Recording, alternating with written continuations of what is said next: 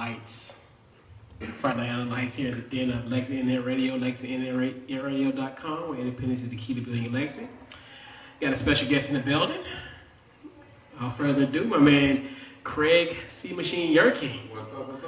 How you doing? I'm been good, man. How's everything going, man? It's going. I mean, I've had a few ups and downs here lately, but at the same time, things are progressing forward and rolling. You know, I'm glad to be back here chilling with you. It's been a while. Man. It's been a while. And of course, we met about in 2012, right around that time.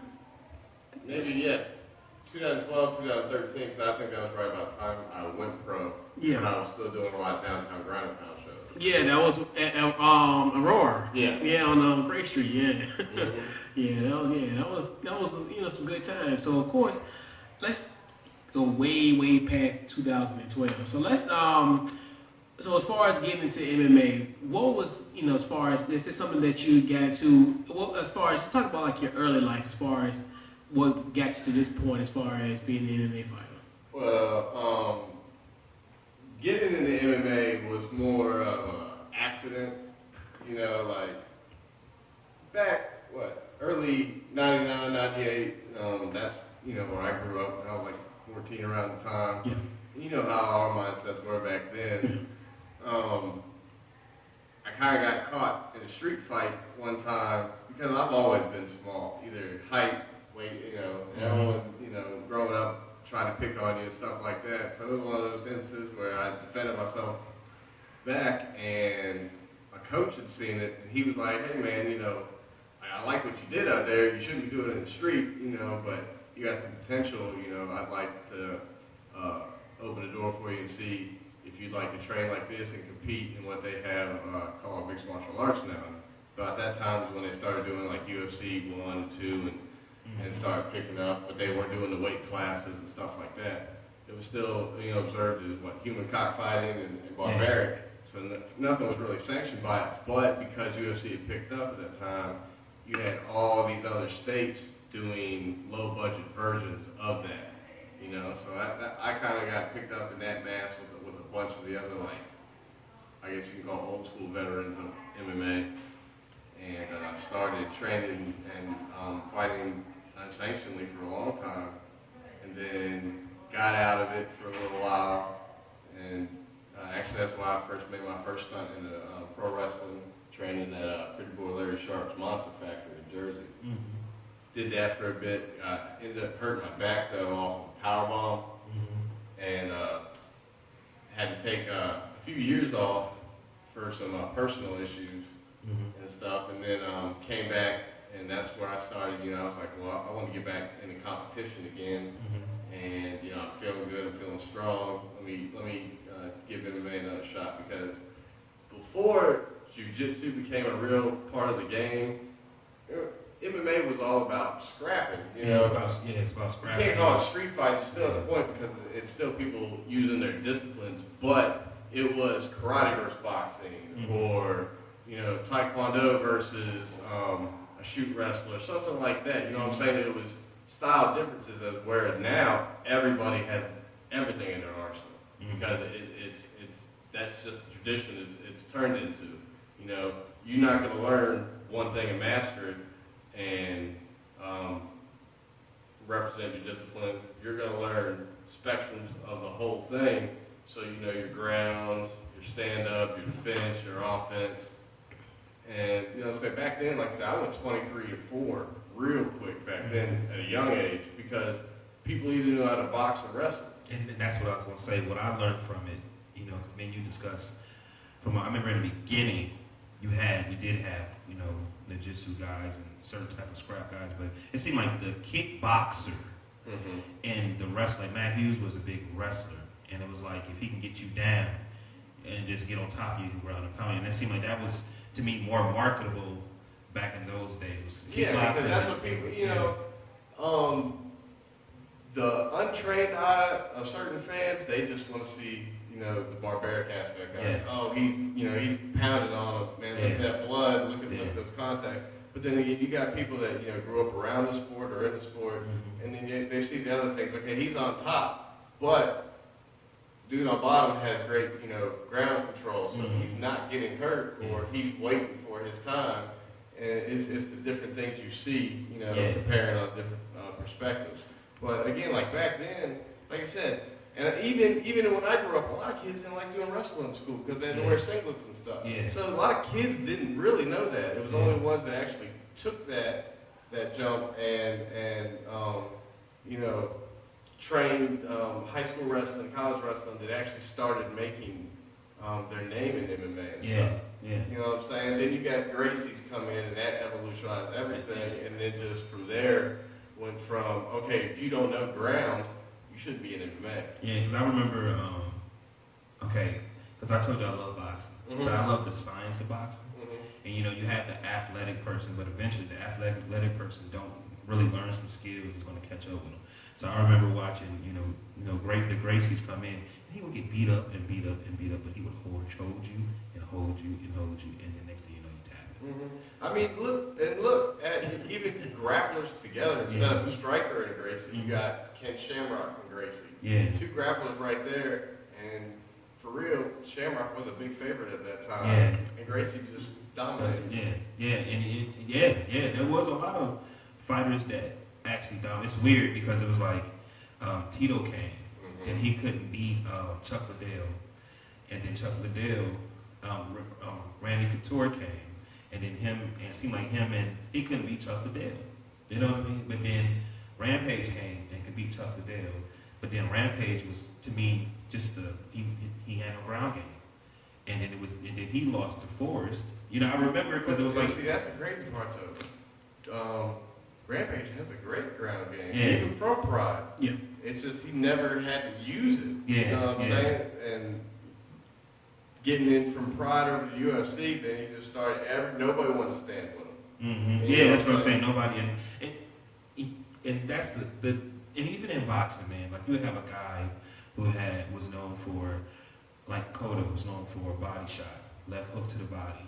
And then once they really started wanting to see him fight, he just left for what he was good at, what he was known for. And he could never find that punch again. That was weird. And see, but that goes a lot into their promoter and their trainers too. Because then, you know, all fighters have their own set way. Just like a writer has the way they write, a singer has the way they carry a note. Fighters have a certain stance and a certain movement, and whether you study kinesiology or what, you know what I'm saying, it's still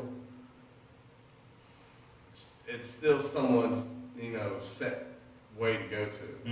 And I mean, you could be trained something 1,000 times, but if they keep forcing it on you and they're telling you what you're doing wrong, then it basically it breaks the fighter, and they're trying to mold it in their way. That doesn't work out. And then they get confused. It's a lot of, especially like in boxing, and it would be like Sugar Shane Mosley, right? And if you go to when he was a childhood, he learned how to fight Mexican because he grew up in Cali. So he used to beat Oscar De La Hoya, Bernardo Vargas, and all these guys because he came up with them. Then as he went up and moved up in weight, he was thinking he could fight the same, and he couldn't. And when he got older, we realized he never really had a jab. And he just was a fast guy with quick feet. You know what I mean? As he got older, they was like, you got to get a jab. He didn't have one. It's strange, man. And then when you try to figure out what is something I'm missing, and you can look at them, it's like, okay, they look so lost in there, and then they lose to somebody that they clearly should be able to beat. You notice that? What did you think about let me see. Okay, I got a question for you. I see UFC is changing, and I've noticed they used to have a lot of fighters, but a lot of these fighters aren't really fighting. It seems like it's the same fighters, and I've noticed that they've changed their drug policy with PEDs and stuff. How do you feel about that?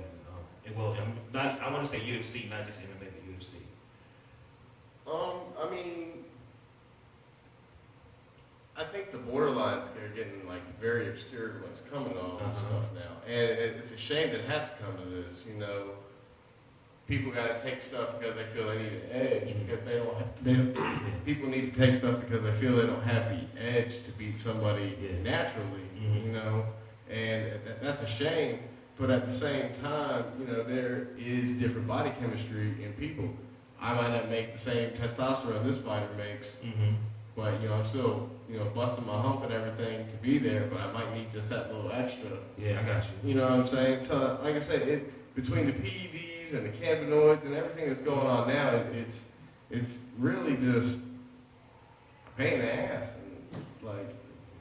and it just like I said, it's real blurry. Like I don't agree with taking substances like that. And at the same time, if it comes for a medical reason or something like that, because I believe, God, who was it? It wasn't Machida, but somebody had got tested one time and failed, but it was due to they had a surgery and was taking. Yeah, I can't remember. It was a boxer man, also from DC, and he got tested positive with testosterone, and they come to find out, he was like, well, my testosterone was low. Mm-hmm. So you know what I mean? It could be complications, but they were like blah blah blah blah blah. You know what I'm saying? My other question is, darn it. I see. Do you feel like, because I see this is a big thing that's happening now, and I know even though MMA is worldwide, but I'm really talking about the UFC. Do you feel like as these fighters, these big name fighters are getting bigger, and then these gyms are getting bigger, that they may have been going overseas to get nutritionists and stuff like that? Because I know there's a lot of Russians and guys coming over and they have different supplements and stuff that they take. Do you think that's some of the issue? Not really an issue, but I do feel that it has opened the door to that because again, different hemispheres, different medicals, so they allow this here, but over here they can't take it. This coach knows that it helps his fighters, so he refers it to all of his fighters, and then oh crap, I failed my blood test or my drug test, and now I can't compete. Yeah. Okay. And also, like as you were talking earlier about the transitioning as far as from when you initially first started. Now, back then, going back to the turn of the century, pretty much. So, at that time, who was the guy that you looked up to at that particular time? In what sport? In any sport at that time, as far as because I know back then everybody had their their love for Jordan and that type of stuff in the game, but for real when it came to stuff like that, like I always liked Rodman and the rebounders and stuff, and then the people that really put in the work, not just the face, And like the other sports you go to, again, you have Tito and Matt Hughes and Matt Serra, BJ Penn. Then in boxing at the time, you were still fading out Tyson and Holyfield and stuff like that. And a big icon for me though back at the time was Shamrock, Ken Shamrock. You know what I'm saying? Between his crossover and just the way he trained for mixed martial arts. You know what I'm saying? He was a big role model for me back then. Okay. Yeah. Looking at me, right? It's your choice. No, you go ahead. I know you got okay. I'm gonna think I got something. It's cool. Yeah. Now we just had a fight about 3 months ago. 2 months ago. With Conor McGregor versus Floyd Mayweather, and pretty much the transition from the octagon essentially to the boxing ring. How did you think he fared in that matchup as far as being able to sustain 10 rounds against Floyd Mayweather? All right, I'm going to start off with saying what I always said before the fight was going to happen. McGregor could do it because of the cardio level. You go in from boxing, stand-up only, mixed martial arts, ground, knees, clinch. Your cardio is automatically going to be so saved. But at the same time, you're still throwing power punches and moving and absorbing the shots from Floyd.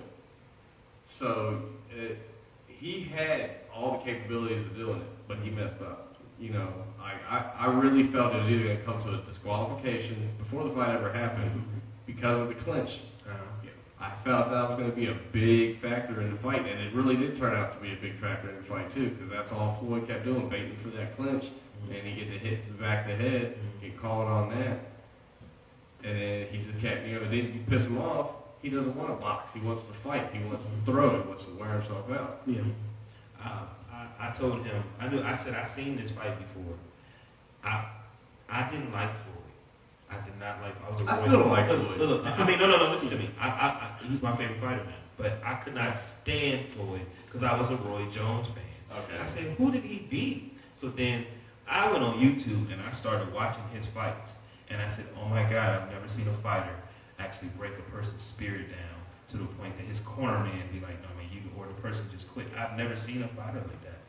So the first thing, well, it's so much more information I got from this fight for him.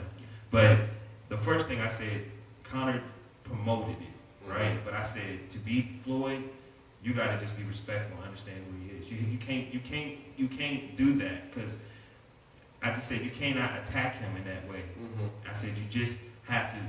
He's a great fighter. I'm gonna go in there. I know who he is and I know what I'm gonna do. Don't downplay him. I said that's a no-no. The next thing was, I think that they didn't train him right. You know what I mean? I don't know. Like I said, I beg to differ on that. Again, I feel he had all the boxing capabilities. Yeah, I believe too, but I just didn't see like the way he was using his feet. Like when he was backing up, you jab, you move, or you know what I'm saying? Because Floyd was coming forward. It's like he said, I wasn't paying attention to that. You know what I mean? I didn't think he was going to do that because he fed into people saying that, oh, Floyd runs. And I'm like, no, Floyd just resets a lot.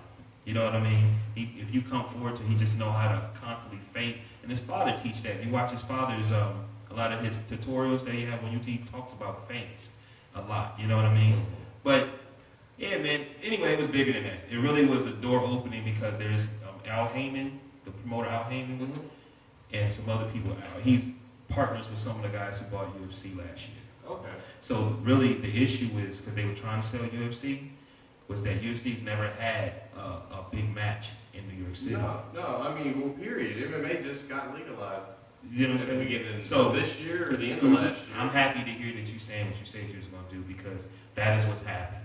Was that anytime somebody opened a door, there's no going back. He just made $100 million. He can't go back to UFC and make $3 million. No, like I mean, in the UFC, that's the thing. A lot of people don't realize though is the pay difference between pro boxing and pro MMA. I mean, if you're not on UFC and on like a Cody Garbrandt level or Conor McGregor, you're not going to make it. It's going to be big money now. Especially now because they're going to have the PEDs. They're about to clean it up, and they just had one in Madison Square Garden lately, and that was the big stage. And with Al Heyman behind it, Al Heyman is one of the biggest quiet promoters, advisors in the business, and I'm excited. I'm hoping gentlemen like you get a chance. I mean, that's what I'm saying. I'm really I'm looking for this transition. I've been kind of like debating it for a while now because I still love MMA and stuff, and I don't have a problem with jiu-jitsu and stuff like that. But again, I'm 32 now, and I've taken my hits and damages previously, and you know what I'm saying. I like to throw hands. I don't mind kickboxing. I love kickboxing. That's where I started as well. But you know what I'm saying. I really just want to get to the point now where it throws hands and you know don't have to worry about takedown or knee. Yeah, I love it too, man. Like I love it too, bro. I ain't gonna lie to you. But I love it too, man. Like and then like I was telling them with the new TV deals that they got now, it's back on you know what I'm saying on national TV. That's where the opportunity is. You know what I mean? Yeah. Man, it's a pleasure to be here. Hey, I hope I get to see some of your fights, man. Absolutely. Hey, Craig, he opened for the left hook to the body. I'm going to talk to your fiance. He about to have me have a seizure in here, man. What's he doing? So now, as far as what UFC and mixed martial arts is concerned, so have we hit the ceiling with that, or is I honestly feel the UFC has hit their ceiling. Because Bellator's coming up behind them, very big. Then you got World Series of Fighting. What was the other one? They got Legacy coming up, you know, and Strikeforce was still having it. Yes, and see, Strikeforce was on Showtime. That's what I'm saying. Like, really, let me tell you, and I don't want to blame Dana, but it was almost like WWE. Like, you have big name fighters, and it's like he didn't after they stopped fighting, he didn't. I don't think he really took care of it and put him in position for the new fighters to come. And you know, you can see his ego pop out also. Yeah, I'm gonna say what it was is when Dana started stabling his fighters. And when he started coddling Sage Northcutt, Ronda Rousey, Conor McGregor in the beginning. Yeah. Because before, when he had champions, he treated them like champions because they knew they were pound for pound fighters. Mm-hmm. Then you get somebody and you give them a couple cupcake fights, and you know they got a little soft things here and there. Then all of a sudden, you know, they make the wins look big, but they're not. He was trying to sell that. And that's what happened. And then, but that's where he took his first downfall, and that's where and he took the Reebok deal right after that. Sage lost, Ronda lost, and Conor lost all on the same night. Right. And then they came with the Reebok deal, and that ended up offending and hurting a lot of fighters as well. Yeah. You know, because it hindered their sponsorship. But he's you know, I got the inside from a guy and from YouTube that broke it down. Now I looked it up. And you ever seen Entourage? The show Entourage? You know Ari? Yeah. That's Al Heyman. I remember them talking about he was going to get an NFL team. I remember every little thing in Entourage. And I said, oh my God, that's what that show was about. It was about Al Heyman and all these different agencies combining together. Yeah, that was a backstory like Wahlberg, Heyman, and a few and that's why every time you saw the Pacquiao fight, you saw Puffy, and then you see when Puffy was like, I'm about to end the NFL. You can ask Jasmine. Ari's my favorite person on Entourage. That was a big reason why I've done a lot of one of the reasons pushing the envelope is because of somebody like. And that's what I'm saying. Like right now, like they saying that Conor may fight Paulie. And see, it's stupid, but it's honestly, Conor needs to get back into the UFC and defend one of the two titles he has. And that's right. He just lost to Diaz fairly, and I believe the win he had to Diaz wasn't fair. It wasn't fair at all. You know, so he's coming off that, and then he just lost the way. You know, he needs to get back and refocus. Yeah, he do. And I think it's too fast, and I think he needs to. He needs but to he's be riding smart that wave, though. He's riding that wave. I think he did it a smart way. But at the same time, I feel like he put himself on such a level he doesn't know how to get back. And the press conference after the fight, I could tell he was just like, I just made $100 million. I was sleeping on my wife's. And I got this new liquor, and Conor's the highest paid fighter in the UFC. That still gives everybody else under that roster giving him a stink eye because, like I said, before Conor and them. Conor made $60,000 fight. That was Diaz, I believe the one where he was claiming, you know, it's well, that was the 155 title fight when he beat this other dude. A little short Spanish dude. Then he just jumped and punched him real quick. No, not all of those. The one after that, the 155 fight where Eddie Alvarez. That's right. Yeah. And he was like $60,000, baby. Like he was the highest paid at that time. Right. You know what I'm saying? That's because crazy. MMA don't make money like that. I'm granted, I'm not a fabulous, fighter. I'm a fighter. To that level, that where you at right now, you paying your dues, right, and making your name, regardless to see if you can put people in the seats, right? Yeah. Okay, so when you hit UFC and you win like twice, you most likely have a following. You know what I mean? Well, you get signed with a multiple fight contract. Yeah, so I'm saying you have some type of following, so you bringing something to the table. You know, understand what I'm saying? You should be making at least 250. And no, see, it doesn't work like that. You know, like even when I've hosted fights here and we've used UFC fighters, $2,000 to make weight, $2,000 for a He really is Vince McMahon before WCW. Yeah. Yeah, he used to do it monthly. Matter of fact, was it monthly? Yeah. Wow. It was downtown ground and pound. I'm gonna tell you something. Ground and pound. Yeah. Brawl, Mr. Roll. That's right. Okay, man. I'm telling you, they said when I should have known when they fired the guy, it wasn't Mike or that they usually do the UFC pay, he'll put the shows on. It was Mike something. I forgot his name, but they got rid of him. They kept Joe. And they said eventually. Mike Goldberg? Yeah, they fired him. They got rid of him, and they said that they're gonna keep Joe, and they said they're going to wean Dana out. Yeah, but see, Dana hasn't really been Because when they sold Zuko originally the first time, he stayed on as like the face of the president. But They're saying that eventually he don't have a lot of shares. They say they're still using him, but they're gonna wing him out. Yeah. That's why that Floyd fight happened. That's why Floyd kept saying, "My good friend Dana, we had a plan 12 years ago." Yeah, you're the man with the money. That's what he's saying. We the pimps, he the hoe. That's what he kept saying. Yeah. And Steve, man, but all my blessings is, man, I'm gonna pray for you. You seem like a good guy, man, and get your information. I would love to have you on a New Balance, and we can really, you know what I'm saying, get deep. Yeah, deeper about it. Big time. So what's next as far as any events on the horizon? Write this down. I'm working on putting a few things together right now. Like I've had so many requests for another Sprawl and Brawl, you know, from fighters and fans, and no, that's our new version of Downtown Ground Pound. But then again, though, I've had a lot of people ask me to revive Downtown Ground Pound, bring it back to Richmond. You know, so like I have a lot of interest in that and a lot of desire, but at the same time, it's a lot of politics, and then you know, from sponsorships and capital here and there, and ordinance and zoning and stuff, that all comes into play.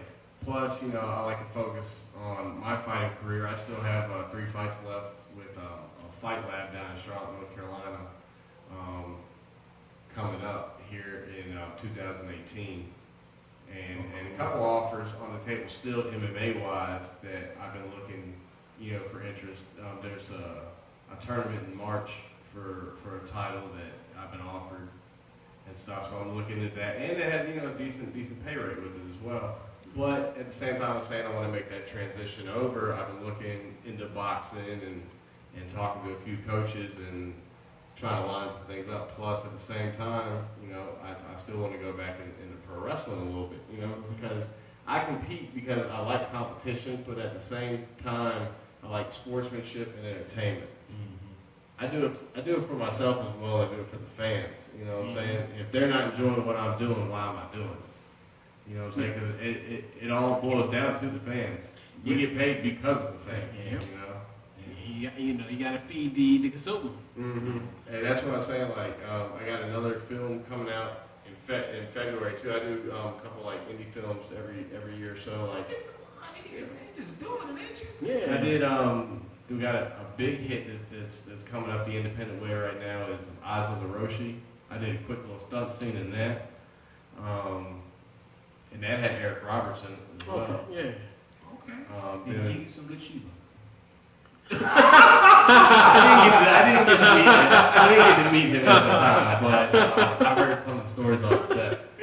And then I shot another movie called Life According to Rashida 2, which was a domestic violence awareness film. Okay. Out of the DC area and stuff, and that's like there's supposed to be a third part to that where my character, you know, comes back. So I'm looking to revive that here soon. And again, before I shot Playgirl once, and like I like getting out there for the exposure. You need security? I like getting out there for the exposure. Hey, entertainment is my field. Engage, back up. I don't like to just sell myself to one thing. I like to get out there and have fun. You know what I'm saying? And if you're not enjoying what you're doing, you know why you're doing it. Yeah, that is true. That is very, very true. When your birthday? November 16th. Get the birthday twins! Birthday twins! Birthday twins! Birthday twins! That's why we here having a good show. Oh man, I need to go play the lottery. I know, isn't that something? Yeah. He said this is the second one that's November 16th. That's so funny. Y'all are birthday twins. Are you trying to be funny? I feel some hatred coming. No, I just thought that was so interesting. Like that is. Yeah, I'm bad. I'm the guy. 3 Scorpios in the building. Right? At 4. Oh, yeah. Like, you know what I'm saying? Wow, isn't that something? I mean, like, you know, all that, like, when you say all the time, it blows my mind. That's why I'm always, like, in a state of shock. Like, how did this happen? Like, y'all are both born on the same day. That is crazy. Y'all both had the same A couple birthday. days ago, well, man, I'm going to tell you, You know what I'm saying? I don't know, before you get out, you're going to have a wonderful year. This is our year. Thank right? you. It's some stuff that, you know, like I said, I study astrology, and we've been waiting for this. Yeah. You know what I mean? We've been waiting for this. I'm ready. Yeah. Yeah. So where they can find you on social media? You can find me on Facebook. I have my fan page, the C-Machine, or you can send me a friend request, Craig Yerkey, Yerkey, on Facebook. I don't do Twitter and the Instagram and all that other stuff. Like that's too much for me. I still feel like I'm one of the old school on that. I can't do Snapchat and stuff like that. It's too kiddish for me. Xbox or PlayStation? Oh, see what's that? I'm in between at the moment because I've been an Xbox man for a long time. I'm So a lot of my friends now have PlayStation 4. I'm a PlayStation guy, man. So I was actually just had this conversation last week with a friend of mine about, man, what should I get? Yeah. So I don't know. Like right now, I'm actually leaning towards the PS side. I mean, I'm a PlayStation guy. I just couldn't do Xbox. I feel like I'm cheating on my. Well, yeah, It's my religion. I think you should definitely do Instagram. Because when I posted your picture yesterday, because I did hashtags, I didn't know I'm doing like hashtags. I got a lot of response as far as likes and a lot of follows like off of that. Because I did like male actor, male model, male MMA fighter, and just that type of stuff. That's another way you can kind of grow some more buzz. So, It's faster, man. It's more what you doing, and I'm me too. You know, what we doing, I need to be doing Twitter. I understand, but by you doing, it's faster and it's really for promotion. Yeah, see, I heard a lot of that, but at the same time, like my biggest hang up on it was, okay, Facebook, you had pictures, videos, posts. Mm-hmm. At first, though, it was only pictures on Instagram, only tweets on Twitter. Now they finally combined it there. But that was my whole big hang up first. Yeah, Facebook wall. Yeah. Oh, for real? Yeah. Oh, okay. So that's why they kind of Hale Zuckerberg, huh? Hey, Doing his thing. He's doing his thing. You know. How much he sent VA to have that here? $1 billion. Billions? Hey man, look, Z, holler at me, man. Yeah. Just give me 1% of that. You know. I don't know, Mark. We gotta talk about your reporting things on this. We got time to get reported on Facebook anonymously. I know, right? I don't get that either. I'm like, why am I Facebook doing this? just sucks. I don't even get does. no 3 eyes in the count or nothing. I get to watch everybody post. I can't share messages. I know. He got me one time. It's not him. It's Well, the as I people that see- be like, I don't like this guy. It's inappropriate. So, because somebody said I posted an inappropriate picture, and I'm like, of what? Of the one my with the work that you showed me? Now, I post a lot of inappropriate stuff, It's a so I promotional. expect it, but at the But same yours is time, more- if you're on my page, you know what you're looking at. Yeah. So why you? But yours are more like meme type, like That's memes. why- So you it know ain't why? like it ain't like it's nothing. That's why everybody went to Instagram. For that reason, right? That's why everybody left Facebook and went to Instagram. Yeah. Because my buddy, see, this phone right here, this is the phone that's mine, it's own. This one right here is an old one that I don't want to get rid of. So my Instagram was on here, so in the Wi-Fi. So sometimes I was like, hey, let me go through here because I don't go through it much. Instagram is delightful, actually, from the stuff that I see. It's wonderful. Very eye appealing. Yeah, it's great. Boy, yeah, I definitely, I just to recommend that, Wow. I'm that definitely may gonna be- take a look into that. You know what I'm saying? 'Cause I got all the other stuff coming up as well. Every bit of promotion now. Yeah, big time. So yeah, man, we definitely thank you for coming through, Definitely. man. I Definitely. appreciate Long overdue, So most definitely. So what we do, we take a brief time out. When we come back, we'll talk a little college football, a little NFL. We'll be right back. This is Couch Coach Live.